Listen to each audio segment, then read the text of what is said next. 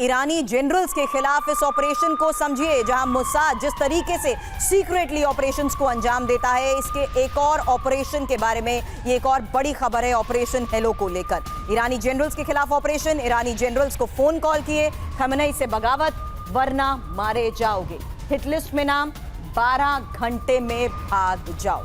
क्या इंफॉर्मेशन इस मोसाद के ऑपरेशन के बारे में, जहां ईरानी जनरल्स के खिलाफ मोसाद का ये ऑपरेशन हेलो है, क्या आपको बताते हैं। मोसाद के इस ऑपरेशन के बारे में डिटेल सामने आई है कि एक और ईरान पर इजराइल ने हमलों को अंजाम दिया, वहीं दूसरी तरफ ये ऑपरेशन भी सीक्रेट तरीके से चलाया गया। मिशन कब से शुरू हुआ? खबर है 13 जून से इसकी शुरुआत हुई।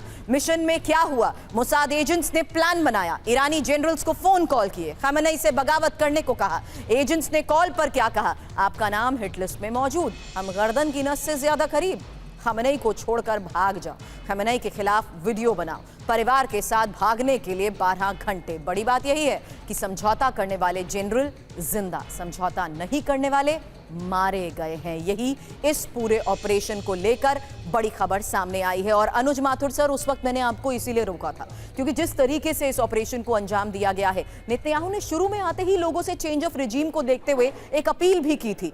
क्या उसका कोई असर हुआ या सब कुछ इस वक्त खमेनी के फेवर में ही जाता हुआ नजर आ रहा है?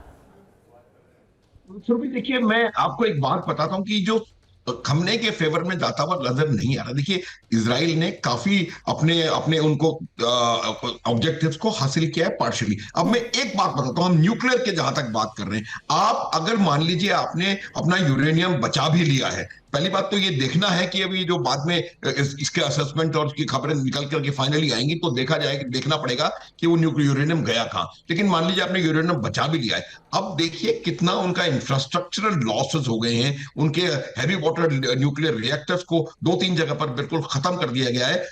Thousands of centrifuges have been destroyed. उनकी जो उनका जो बेसिक इकोसिस्टम था न्यूक्लियर प्रोग्रेस का, उसको कम से कम 10-12 जगह उसको बहुत बुरी तरह से उनके ऊपर हमले हुए हैं। तो मेरा ये मानना है कि आप किसी भी तरह से ईरान की न्यूक्लियर जो कैपेबिलिटी है उसको पूरी तरह तो अमेरिका भी खत्म नहीं कर सकता। उनके B-2 बॉम्बर्स ने आकर के जो किया, उसके बावजूद वो उतनी गहराई तक नहीं जा सकते, इतना आसान नहीं होता। लेकिन अगर आपने उनके न्यूक्लियर प्रोग्राम को 15 साल 10 साल पीछे धकेल दिया है तो ये एक बहुत अच्छा मेरे हिसाब से आपका अचीवमेंट हो गया, पहली बात। दूसरी बात यह है कि एक बार ये इतना पीछे जब चला जाएगा तो फिर नेगोशिएटिंग टेबल के ऊपर इनके ऊपर दबाव डाला जा सकता है और फिर इनको कहा जा सकता है कि आप किसी भी प्रकार से एनरिचमेंट ज्यादा नहीं कर सकते।